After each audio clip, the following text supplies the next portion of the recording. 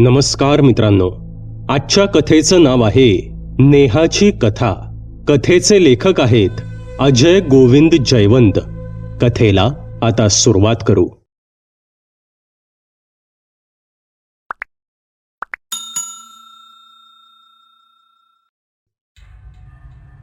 कादंबरी लिहिण्यासाठी मी मुंबईहून लोणावळ्याला आलो आणि हॉटेल समाधानमध्ये उतरलो. हॉटेलच्या आजूबाजूचा परिसर अगदी शांत होता. कॉलेजमध्ये असताना मी एकदा पिकनिकला आलो होतो तेव्हा मी याच हॉटेलवर उतरलो होतो. इथे अगदी शांत वातावरण असायचं म्हणून मी हेच हॉटेल निवडलं. मला वाटलं कादंबरी लिहायला हीच जागा योग्य आहे. पण 2 दिवस झाले तरी माझ्या कादंबरीला सुरुवात सुद्धा झाली नव्हती. या 2 दिवसात मी बरेच कागद फाडून टाकले, कारण मनासारखं लिहून झालं नव्हतं.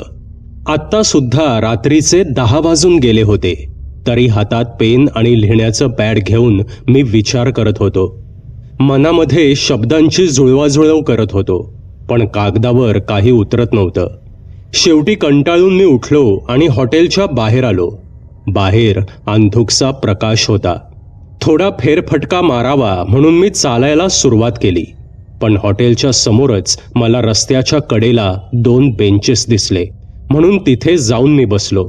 मला वाटलं माझ्यावर रुसलेले शब्द कदाचित इथे माझ्यावर प्रसन्न होतील, म्हणून मी पुन्हा कादंबरीचा विचार करू लागलो. विचार करता करता माझं लक्ष समोरच्या फुटपाथवरील बाकड्यावर गेलं. तिथे एक बाई बसली होती.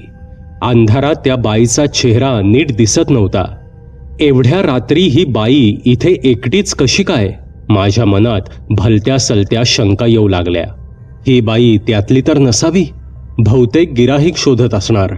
तिच्याकडे बघायचं नाही असं मनाशी ठरवलं तरी माझं लक्ष थोड्या थोड्या वेळाने तिच्याकडे जात होतं. थोड्या वेळाने ती उठली आणि माझ्याच दिशेने येऊ लागली. मी थोडा घाबरलोच. कदाचित ही बाई चांगली सभ्य असेल आणि मला विचारेल, काय रे मेल्या, माझ्याकडे सारखा का बघतोयस? बाई कधी बघितली नाहीस का? तिने पंजाबी ड्रेस घातला होता. ती माझ्या अगदी जवळ येऊन उभी राहिली आणि तिला पाहताच मला आश्चर्याचा आणि सुखाचा धक्काच बसला. आमच्या कॉलेजची ब्युटी क्वीन नेहा गोखले माझ्या समोर उभी होती. माझ्या डोळ्यांवर विश्वासच बसत नव्हता. कॉलेजची 4 वर्ष मी जिच्यासाठी झुरत होतो ती नेहा गोखले. काय रे, असा आवासून काय बघतोयस? विश्वास बसत नाही का? ती अगदी सहज हसत म्हणाली. नेहा, मी उद्गारलो. मला पुढे काहीच बोलता येईना. हो, मीच नेहा गोखले. अजून विश्वास बसत नाहीये का? कॉलेजमध्ये असताना सुद्धा तू असाच नुसताच माझ्याकडे पाहत राहायचास. कधी विचारलं असतंस तर मी तुला नक्कीच होकार दिला असता. तू मला आवडायचास, नेहा म्हणाली. आता मात्र माझं हृदय बंद पडतंय की काय असंच वाटलं. जिच्यावर कॉलेजची सर्व मुलं जीव टाकत होती त्या नेहाला मी आवडत होतो. माय गॉड, मी एवढा कसा बावळट? मला काहीच कसं जमलं नाही. माझ्या डोक्यात विचार चमकून गेले. काय रे, एवढ्या कसल्या विचारात पडलायस? नेहा म्हणाली. नाही, म्हणजे मला जरा धक्काच बसलाय, मी म्हणालो.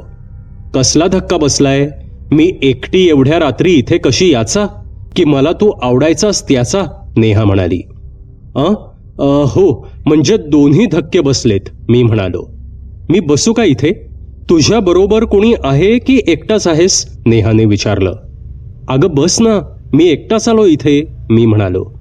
तू तर फार मोठा लेखक झालायस. मी वाचले आहेत तुझ्या कादंबऱ्या. फार छान लिहितोस तू, नेहा म्हणाली. मी काही फार मोठा लेखक नाहीये, पण थोडंफार लिहितो, मी म्हणालो. छान लिहितोस तू. मी तुझ्या 4 कादंबऱ्या वाचल्या आहेत. मला त्या खूप आवडल्या, नेहा म्हणाली. मग कधी फोन का नाही केलास? तुला माझ्या कादंबऱ्या आवडल्या हे ऐकून मला आनंद झाला असता. नवीन काहीतरी लिहायचा उत्साह आला असता, मी म्हणालो. बाकी तुझं कसं चाललंय? नेहाने विचारलं. एकदम छान चाललंय. मला 2 मुलं आहेत. मोठा कॉलेजच्या 3ऱ्या वर्षाला आहे आणि धाकटा 10वीला आहे, मी म्हणालो. पण तू एकटाच कशाला आलायस इथे? नेहाने विचारलं. मी इथे कादंबरी लिहिण्यासाठी आलोय, पण नीट काही सुचत नाहीये, मी म्हणालो. अरे तू माझ्यावर लिही. मी तुला लिहायला मस्त आयडिया देते, मग तू त्याला मीठ मसाला काय लावायचा आहे तो लाव. खूप गाजेल तुझी कादंबरी, नेहा म्हणाली. तुझ्यावर? मी आश्चर्याने विचारलं. हो, माझ्या आयुष्यावर लिही, ती थोडी गंभीर होत म्हणाली. तुझ्या आयुष्यात एवढं काय घडलंय? मी विचारलं. सांगते, अगदी थोडक्यात सांगते, नेहा म्हणाली. मी लगेच जरा सावरून बसलो. आता ती बोलू लागली. माझं नाव तर तुला माहितीये, पण कादंबरीत माझं खरं नाव लिहू नकोस हं. असं कसं लिहीन? मी म्हणालो. ती पुढे बोलू लागली. ग्रॅज्युएशन झाल्यानंतर मी एका प्रायव्हेट कंपनीत कामाला लागले. मग घरच्यांनी माझ्यासाठी एक स्थळ आणलं. मुलगा चांगला रुबाबदार होता आणि नोकरीसुद्धा चांगली होती. मुलात नाकारण्यासारखं काहीच नव्हतं. मी लगेच होकार दिला. लग्नानंतर 5-6 महिने बरे गेले. नव्या नवलाईचे दिवस संपले आणि हळूहळू माझा नवरा आपले रंग दाखवू लागला. लग्नात आम्हाला फार काही मिळालं नाही अशी तक्रार करू लागला. जावयाला प्रत्येक सणाला काही ना काही देण्याची आमच्याकडे पद्धत आहे. तुमच्या माहेरून कधीच काही दिलं नाही अशी तक्रार सासू सासरे करू लागले. माझ्या वडिलांची आर्थिक परिस्थिती फार काही चांगली नव्हती. माझ्या लग्नात काढलेल्या कर्जामुळे त्यांची फारच ओढाताण होऊ लागली होती. अशा परिस्थितीत मी कोणत्या तोंडाने त्यांच्याकडे काही मागणार?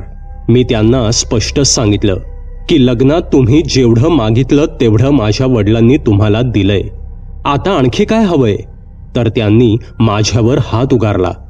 बाप रे, मी मध्येच उद्गारलो. ती पुढे बोलू लागली. मी त्यांना म्हटलं, यापुढे पुन्हा कधीही माझ्या अंगावर हात टाकला तर खबरदार.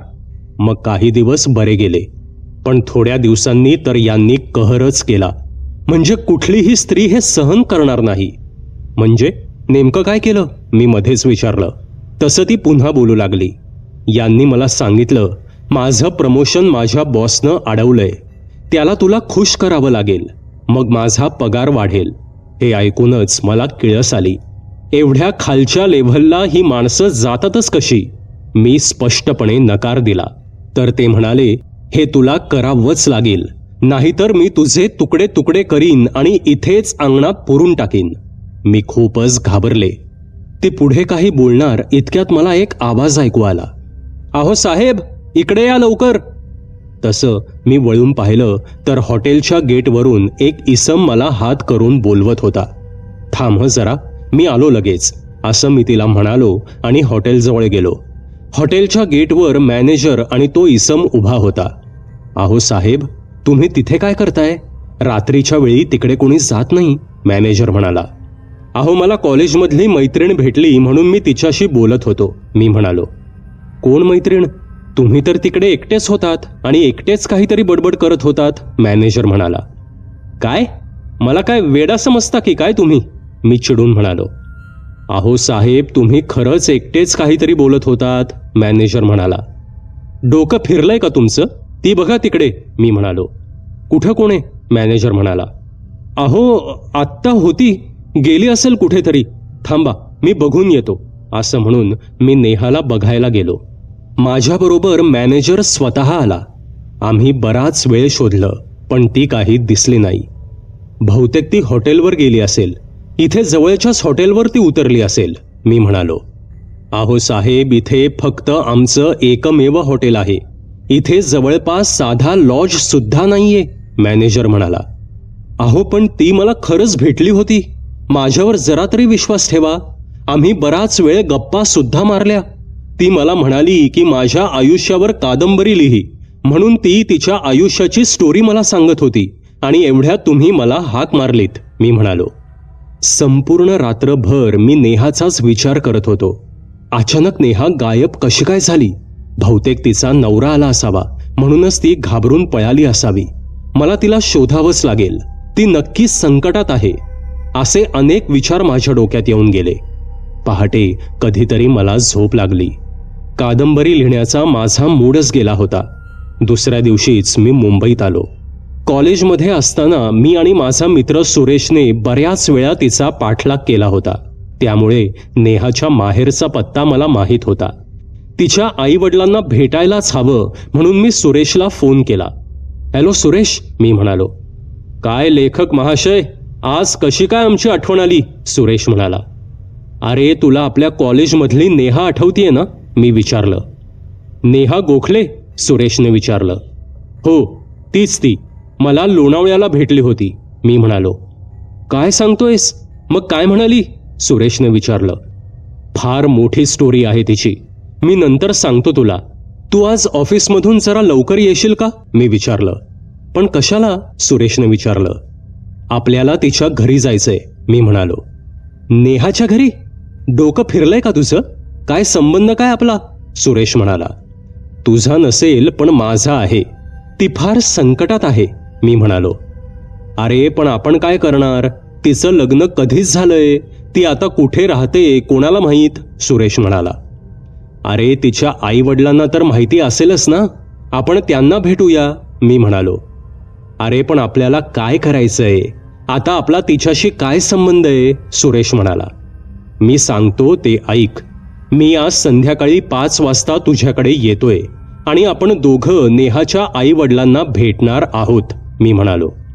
तू अजून तिला विसरला नाही वाटतं? सुरेशने विचारलं. हो नाही विसरलो, चल संध्याकाळी तयार राहा, असे म्हणत मी फोन ठेवला. संध्याकाळी मी आणि सुरेश नेहाच्या घरी गेलो. दारावरची बेल वाजवताच साधारण 60च्या गृहस्थांनी दार उघडलं.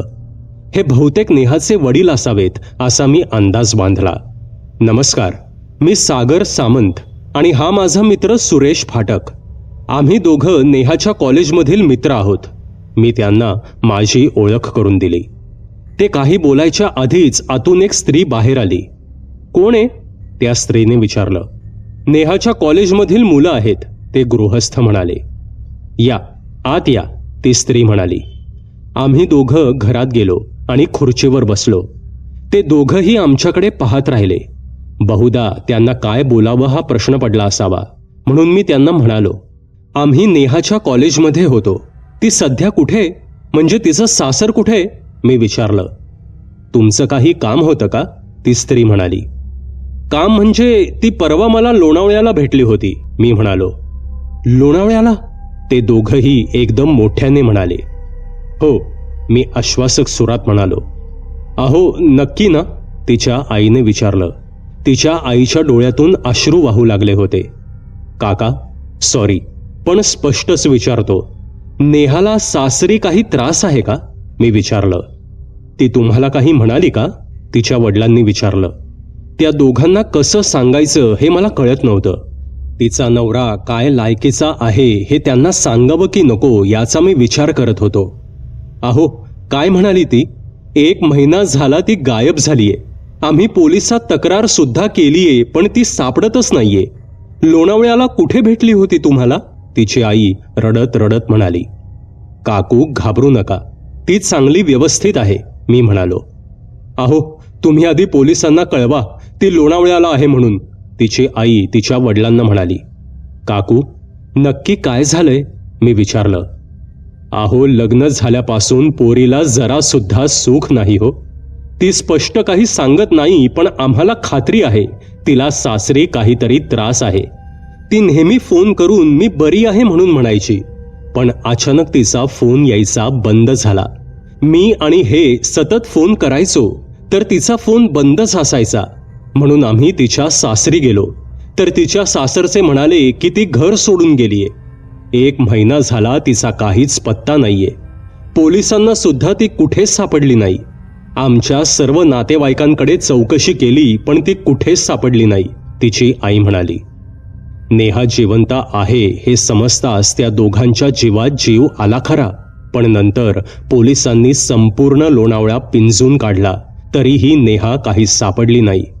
लोणावळ्यात नेहा मला जिथे भेटली होती तिथल्या CCTV कॅमेऱ्याचं फुटेज जेव्हा बघितलं गेलं तेव्हा माझ्या पायाखालची जमीनच सरकली. माझ्या डोळ्यांवर विश्वासच बसत नव्हता. त्या दिवशी हॉटेलचा मॅनेजर मला म्हणाला होता ते अगदी खरं होतं. मी एकटाच बोलत होतो. मी तर नेहाशीच बोलत होतो. मग त्या CCTV कॅमेऱ्यात नेहा का नाही दिसली? असं कसं होईल? म्हणजे याचा अर्थ मला खरंच भास झाला होता. हॉटेलमधला एक जण म्हणाला होता की ती जागा चांगली नाही. कोणी काहीही म्हणो, पण मला खरंच नेहा भेटली होती हे सत्य आहे, मी पोलिसांना शपथेवर सांगत होतो. ती माझ्याशी जे काही बोलली होती ते सर्व मी पोलिसांना सांगितलं, पण माझ्यावर कोणीही विश्वास ठेवायला तयार नव्हतं. नेहा मला भेटली होती याचा मी कोणताही ठोस पुरावा देऊ शकलो नाही. सरतेशेवटी मला खोटं ठरवून पोलिसांनी नेहाचा शोध थांबवला. एके दिवशी रस्त्यामध्ये मला एक हवालदार भेटला. लोणावळ्याला हा हवालदार आमच्या बरोबर होता. तो मला म्हणाला, साहेब, तुम्हाला ती खरंच भेटली होती का? अहो, मी कशाला खोटं बोलू, मी म्हणालो. तुम्ही जर खरंच बोलत असाल तर हा काहीतरी वेगळाच प्रकार आहे, तो हवालदार म्हणाला. वेगळा म्हणजे? मी विचारलं. ती भूत योनीमध्ये असेल, CCTV कॅमेऱ्यात, म्हणूनच ती दिसली नसणार, तो हवालदार म्हणाला. छे, माझा असल्या गोष्टींवर जरा सुद्धा विश्वास नाही, मी म्हणालो. मग त्या कॅमेऱ्यात ती का नाही दिसली? म्हणजे एक तर तुम्ही खोटं बोलत आहात, नाहीतर त्या नेहाचं भूतच होतं ते, तो हवालदार म्हणाला. नेहाचा विचार माझ्या डोक्यातून जातच नव्हता. कॉलेजमध्ये असताना तिला मी आवडत होतो हे तिनं सांगितल्यामुळे तर दिवस रात्र ती माझ्या डोळ्यांसमोर येत होती. काय करावं हे मला समजत नव्हतं. अचानक एके दिवशी माझ्या मनात आलं, नेहाने सांगितलेल्या तिच्या जीवनावर आपण कादंबरी लिहावी. पण तिनं सांगितलेली कहाणी अर्धवटच होती. तिची अर्धवट राहिलेली कथा पूर्ण कशी करावी? बरेच दिवस विचार केल्यावर मला एक कल्पना सुचली. तिच्या जीवनावर कादंबरी लिहायला पुन्हा लोणावळ्याच्या त्या हॉटेलवर जाऊया, म्हणजे कदाचित तिची पुन्हा भेट होईल, किंवा मला त्या अर्धवट राहिलेल्या कथेच्या पुढचं कथानक आपोआप सुचेल. मनात आलेला विचार मी लगेच अंमलात आणायचं ठरवलं. तसं मी लोणावळ्याच्या त्याच हॉटेलवर आलो. तेव्हा संध्याकाळचे 7 वाजून गेले होते. मला पाहून मॅनेजर म्हणाला, तुमची मैत्रीण सापडली का हो? नाही अजून, मी म्हणालो. अहो साहेब, मी खरंच सांगतोय, त्या दिवशी तुमच्याबरोबर कोणतीही स्त्री नव्हती, पण तुमचा आमच्यावर विश्वासच बसला नाही, मॅनेजर म्हणाला. मला त्या मॅनेजरशी वाद घालायचा नव्हता, म्हणून मी काही न बोलताच माझ्या रूमवर गेलो. मला कधी एकदा रात्र होतीये असं झालं होतं. नेहा पुन्हा मला भेटेल असं माझं मन सांगत होतं. जेवण होताच मी हॉटेलमधून बाहेर पडलो. नेहा मला जिथे भेटली होती तिथेच मी जाऊन बसलो. मनात मी कादंबरीची जुळवाजुळव करत होतो. तिनं सांगितलेली सर्व हकीकत मी आठवू लागलो. तिच्या नवऱ्याने प्रमोशन मिळावं म्हणून त्याच्या साहेबांना खुश करायला तिला सांगितलं होतं, आणि तसं नाही केलं तर तिचे तुकडे तुकडे करून अंगणात पुरून टाकायची त्याने धमकी दिली होती. अचानक माझ्या मनात आलं, म्हणजे खरंच त्याने तिला ठार मारला असेल? बाप रे, म्हणजे त्या दिवशी मला भेटलेली नेहा म्हणजे, माय गॉड, ती मृत्यू पश्चात सुद्धा आली होती. तरीच तो मॅनेजर ठामपणे सांगत होता की तुमच्या बरोबर कोणीही नव्हतं, आणि त्या CCTV फुटेजमध्येही नेहा दिसली नव्हती. पण त्यावेळी मला जरा सुद्धा काही अनैसर्गिक वाटलं नाही. नेहाचा आत्मा भटकत असेल तर तिला मुक्ती मिळायलाच हवी, तिला न्याय मिळायलाच हवा. तिच्या नवऱ्याने दिलेली धमकी खरी केली असेल तर तिचं प्रेत त्यांनी त्यांच्या अंगणातच पुरलं असणार. माझ्या डोक्यात असे विचार चमकून गेले. नेहाने सांगितलेल्या अर्धवट कथेचा शेवट मला सुचला होता. मी दुसऱ्याच दिवशी मुंबईत आलो आणि नेहाच्या घरी गेलो. नेहाच्या बाबतीत नेमकं काय घडलं असावं हे तिच्या आईवडिलांना सांगण्याची माझी हिंमत होत नव्हती. आपली मुलगी कधी ना कधी घरी येईल या एकाच आशेवर ते जगत होते. मला नेहा भेटली होती हे समजताच त्यांना केवढा मोठा आनंद झाला होता. आज सुद्धा मला पाहून तिचे आईवडील आशेने विचारू लागले, काही कळलं का रे? पण माझा उदास चेहरा पाहून ते समजून चुकले होते. त्यांना खोटी आशा दाखवणं मला कठीण वाटत होतं. मी त्यांना म्हटलं, नेहाला शोधण्याचा अजून एक मार्ग आहे. कोणता मार्ग? त्यांनी विचारलं. त्यांच्या आशा पल्लवित झाल्या होत्या. मी आधी पोलिसांशी बोलतो आणि मग तुम्हाला सांगतो, मी म्हणालो. नेहाचा शोध कुठे घ्यायचा हे त्यांना न सांगताच मी पोलीस स्टेशनला गेलो. इन्स्पेक्टर नाडकर्णी मोबाईलवर कोणाशी तरी बोलत होते. मला पाहताच त्यांनी हाताने इशारा करून मला बसायला सांगितलं. थोड्या वेळाने त्यांनी मोबाईल बंद केला आणि मला म्हणाले, तुमची लोणावळ्याची खबर खोटी निघाली. साहेब, ती मला खरंच भेटली होती, पण मला एक वेगळा संशय येतोय, मी म्हणालो. कसला संशय? इन्स्पेक्टर नाडकर्णींनी विचारलं. ती लोणावळ्याला मला भेटली होती तेव्हा ती म्हणाली होती की माझ्या नवऱ्याने मला ठार मारण्याची धमकी दिली होती. तिने जर त्याचं नाही ऐकलं तर तो तिचे तुकडे करून घराच्या समोरच्या अंगणातच पुरीन असं तो म्हणाला होता. मी म्हणालो. तिनं त्याचं नाही ऐकलं म्हणजे? नेमकं काय सांगितलं होतं त्यानं? इन्स्पेक्टर नाडकर्णींनी विचारलं. साहेब, तिचा नवरा खूपच वाईट होता. तो म्हणाला होता की माझ्या बॉसनं माझं प्रमोशन अडवून ठेवलंय. तुला त्याला खुश करावंच लागेल, नाहीतर मी तुला ठार मारीन आणि तुझे तुकडे करून समोरच्या अंगणातच पुरून टाकीन. मी म्हणालो. म्हणजे तुम्हाला असा संशय येतोय की त्याने तिचा खून केलाय? इन्स्पेक्टर नाडकर्णी म्हणाले. हो साहेब, मी म्हणालो. पण तुम्हाला तर ती लोणावळ्याला भेटली होती, मग तिचा खून कधी झाला? इन्स्पेक्टर नाडकर्णींनी विचारलं. साहेब, मला असं वाटतं की मला भेटलेली नेहा जिवंत नेहा नव्हती, म्हणजे तिचा आत्मा मला भेटला होता. मी म्हणालो. अरे वा, नवीन स्टोरी लिहायला घेतलीत की काय? इन्स्पेक्टर नाडकर्णी म्हणाले. साहेब, माझ्यावर विश्वास ठेवा. मी म्हणालो. म्हणजे नेहाच्या आत्म्याने तुम्हाला येऊन सांगितलं की माझ्या नवऱ्याने मला मारून अंगणात पुरलंय? इन्स्पेक्टर नाडकर्णींनी विचारलं. हो साहेब, कारण ती अचानक गायब झाली आणि सीसीटीव्ही कॅमेऱ्यात सुद्धा दिसली नाही, म्हणून माझी खात्री पटली की नेहाचा आत्मा आला होता मला भेटायला. तिला नक्कीच त्यानं मारून टाकलंय आणि त्यांच्या अंगणात पुरलंय. मी म्हणालो.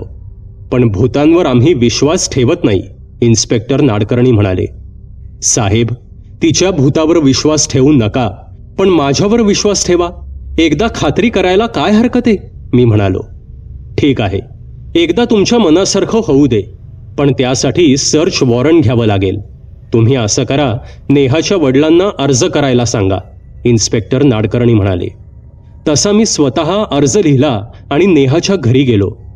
काका, ह्या अर्जावर सही करा. नेहाला शोधण्याचा हाच एकमेव मार्ग राहिलाय.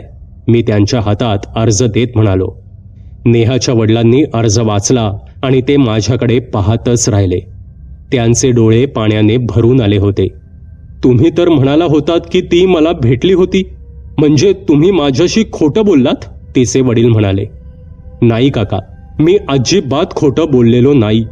ती मला भेटली होती, पण मी मध्येच थांबलो. पण काय? तिच्या वडिलांनी विचारलं. काका, तुमचा कदाचित विश्वास बसणार नाही, पण मला भेटलेली नेहा नव्हती, तो तिचा आत्मा होता. मी म्हणालो. काहीतरीच काय बोलताय? नेहाची आई चिडून म्हणाली. हो, मला आता तोच संशय येतोय, कारण ती मला भेटली तेव्हा हॉटेलच्या मॅनेजरला ती दिसली नव्हती. ते म्हणत होते की मी एकटाच हवेत बोलत होतो आणि नंतर ती अचानक गायब झाली.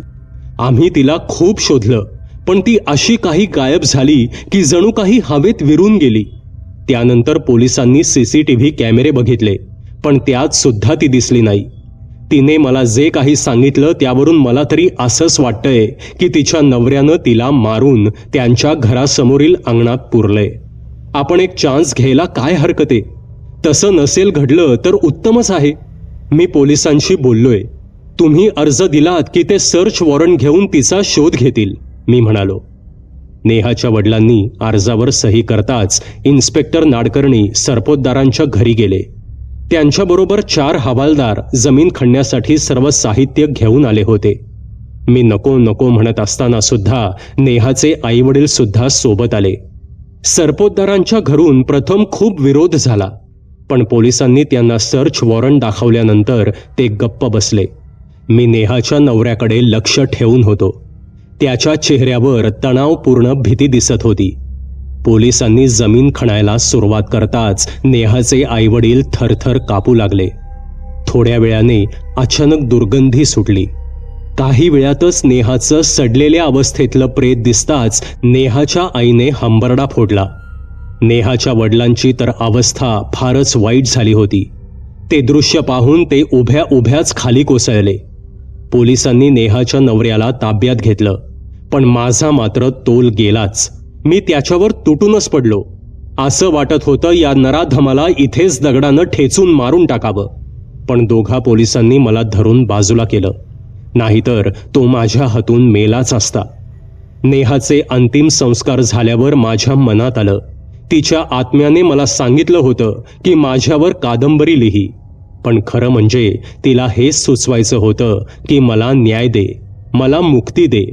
आज नेहाला मुक्ती मिळाली आहे, पण मला मात्र पश्चाताप होत होता की कॉलेजमध्ये मी जर नेहाला मागणी घातली असती तर आज ती जिवंत असती.